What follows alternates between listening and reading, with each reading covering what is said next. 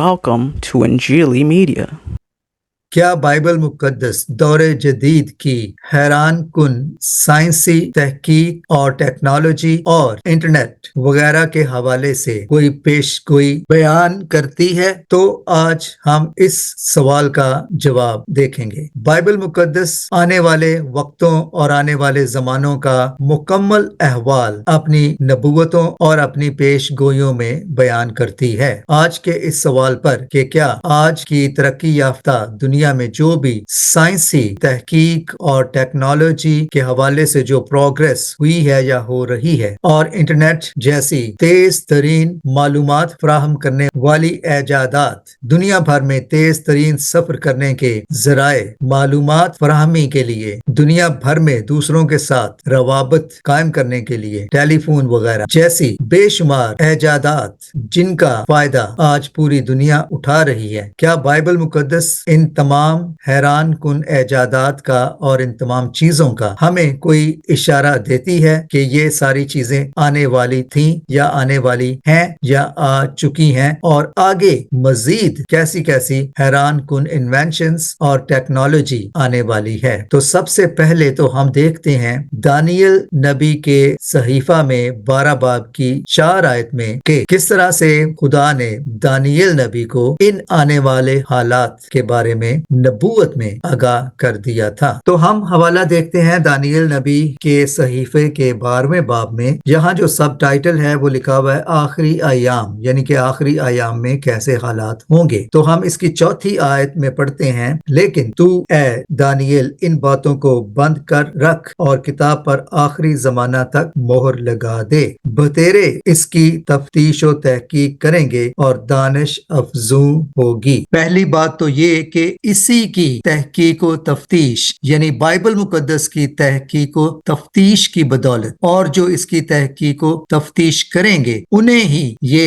अकल और दानाई और दानिश की दौलत हासिल होगी। तो आज जितनी भी साइंसी तरक्की है, इल्म व दानिश में जो हम इजाफा देखते हैं, वो सब बाइबल मुकद्दस के मानने वालों के ही मरहूने मिन्नत है। सन 2000 के बाद अब सालाना की बुनियाद पर इल्म हुनर में 2 गुना इजाफा हो रहा है। यानी अगर 2023 में जितनी साइंस और टेक्नोलॉजी ने तरक्की की थी, 2024 में उससे वो डबल कर चुकी है, 2025 में इससे भी वो डबल कर चुकी होगी, यानी 2 गुना इजाफा मजीद हो चुका होगा। माइक्रोबायोलॉजिस्ट, साइंटिस्ट, जर्नलिस्ट और राइटर डॉक्टर टिम सैंडल ये दावा करते हैं कि अब ये इजाफा रोजाना की बुनियाद पर 2 गुना होने के इम्कानात हैं। यानी जितना इल्म हुनर और नॉलेज कल तक थी, आज उससे 2 गुना हो चुकी होगी। और इसी तरह से इल्म हुनर और अक्ल और दानाई और साइंस और टेक्नोलॉजी में अब दुगना इजाफा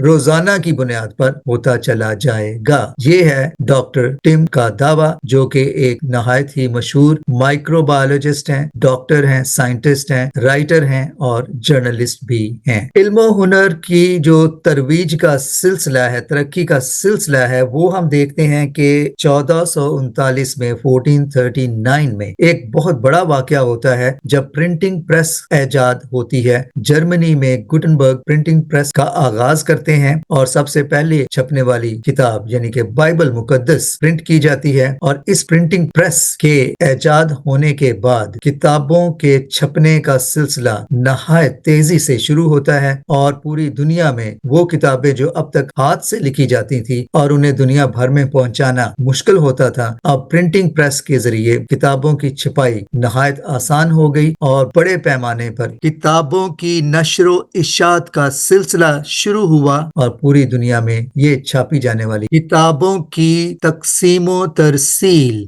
आलमी पैमाना पर शुरू हो गई। और यहाँ मैं दोबारा बताता चला जाऊं कि सबसे पहले प्रिंट होने वाली किताब बाइबल मुकद्दस ही थी। फिर हम देखते हैं कि दानियल नबी के सहीफे में ही खुदा फरमाता है कि आखिरी जमाना में लोग इधर उधर तेजी से सफर करेंगे। इंग्लिश में इसे यूं बयान किया गया है, and people will run to and fro, यानी लोग बहुत ज्यादा एक जगह से दूसरी जगह सफर करना शुरू होंगे। इस हवाले से हम देखते हैं कि आज जैसे हम सब जानते جانتے ہیں کہ تمام لوگ دنیا میں ایک جگہ سے دوسری جگہ سفر کر رہے ہیں. روزانہ کی بنیاد پر لوگ اپنے کاموں پر جاتے ہیں, ٹرینوں بسوں پر سفر کرتے ہیں, جہازوں پر سفر کرتے ہیں. تو اگر ہم دیکھیں صرف جہازوں کے سفر کا جو کہ پوری دنیا کو, پورے ممالک کو آپس میں جوڑ رہے ہیں, تو ڈیٹا یہ بتاتا ہے کہ روزانہ کی بنیاد پر تقریباً 10 ملین لوگ ہوائی سفر کرتے ہیں اور 1 لاکھ فلائٹس پوری دنیا میں ایک جگہ سے دوسری جگہ جاتی ہیں. تو آپ اندازہ کریں کہ روزانہ کی بنیاد پر 10 ملین لوگ سفر صرف ہوائی جہازوں پر ہی کرتے ہیں. اس کے علاوہ ٹرینوں پر, بسوں پر, سمندری جہازوں پر اور دیگر ذرائع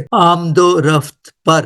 اس طرح سے ہم دیکھتے ہیں کہ بائبل مقدس کی یہ پیش گوئی بھی پوری ہو رہی ہے. متی 24 باب کی 14 آیت میں خداوند یسوع مسیح جب اپنے شاگردوں کو حکم دیتے ہیں کہ وہ تمام دنیا میں جا کر انجیل کی منادی کریں, تو ہم دیکھتے ہیں کہ اس وقت شاگردوں نے اس مشن کو پورا کرنے کے لیے پیدل چل کر یا سمندری جہازوں پر سفر کر کے خداوند یسوع مسیح کا یہ مشن شروع کیا. لیکن آج کے جدید دور میں ہم دیکھتے ہیں کہ خداوند یسوع مسیح کا یہی مشن جدید سائنسی ایجادات کی بدولت پوری دنیا میں خداوند یسوع مسیح کی انجیل کی منادی ہو رہی ہے. اور ان کا یہ قول کہ اس کلام کی منادی پوری دنیا میں ہوگی تاکہ سب قوموں کے لیے گواہی ہو, ان کا یہ قول آج پوری طرح سے سچا ثابت ہو رہا ہے. اس کے بعد ہم دیکھتے ہیں انٹرنیٹ کو. انٹرنیٹ کے بارے میں جیسے ہم جانتے ہیں کہ آج پوری دنیا کا سسٹم اور نظم و نسق اس کے ساتھ ہی جڑا ہوا ہے. تو بائبل مقدس میں خداوند یسوع مسیح نے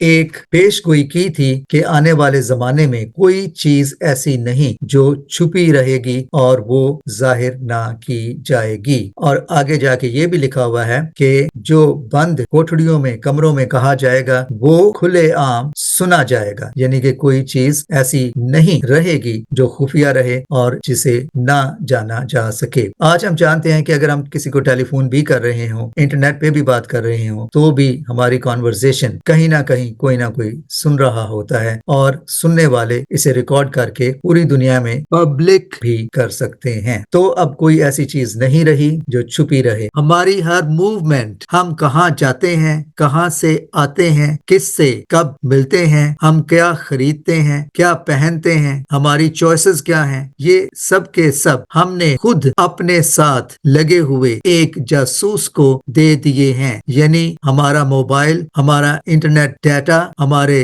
سوشل میڈیا پلیٹ فارمز جنہیں ہم استعمال کرتے ہیں. تو گویا کوئی چیز اب ایسی نہیں رہی جو چھپی ہو. نیو یارک ٹائمز کے ایک آرٹیکل میں اپریل 17, 2019 میں یہ کہا گیا تھا کہ you can no longer get lost in a crowd. آج آپ کسی بھیڑ میں بھی چھپ نہیں سکتے. آپ کو سائنس اور ٹیکنالوجی کی آنکھ سے ایک کراؤڈ میں سے بھی آئیڈینٹیفائی کیا جا سکتا ہے. اس کے بعد ہم دیکھتے ہیں ایک اور بہت اہم حوالہ جو کہ مکاشفہ 13 باب کی 15 سے 17 آیت میں ہمیں ملتا ہے. یہاں لکھا ہوا ہے کہ آنے والے زمانے میں کوئی بھی نہ تو کوئی چیز خرید سکتا ہے, نہ بیچ سکتا ہے اس سائنس اور ٹیکنالوجی کی سہولت کے بغیر. عام طور پر اسے 666 کی مہر بھی کہا جاتا ہے. آج ہم جانتے ہیں کہ ہم کوئی بھی چیز نہ خرید سکتے ہیں, نہ بیچ سکتے ہیں, اور یہ تمام کی تمام چیزیں ہمیں سائنس اور ٹیکنالوجی اور انٹرنیٹ اور ہمارے بینک کارڈز کے ذریعے ہی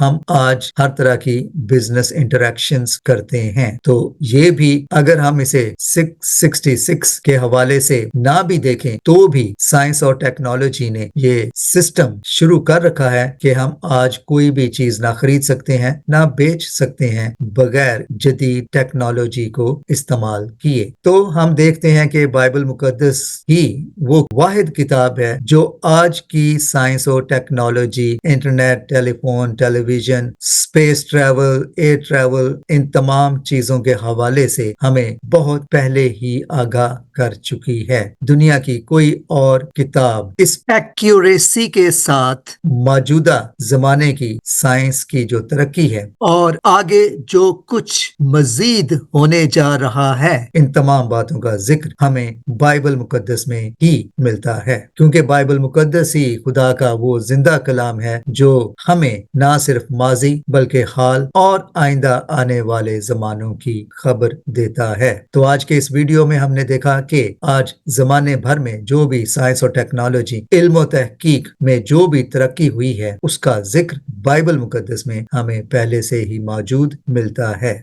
और आखिर में मरकस 4 बाब की 22 आयत के मुताबिक जो खुदावंद यीशु मसीह का कौल है कि कोई चीज ऐसी नहीं जो छुपी रहेगी और जाहिर ना की जाए। इसी ज़िमन में आज इंटरनेट ने छूटे अकीदों की हकीकत को जाहिर कर दिया है और जाहिर कर रहा है, और इस तरह से खुदावंद यीशु मसीह का ये कौल और ये फरमान भी पूरा हो जाता है।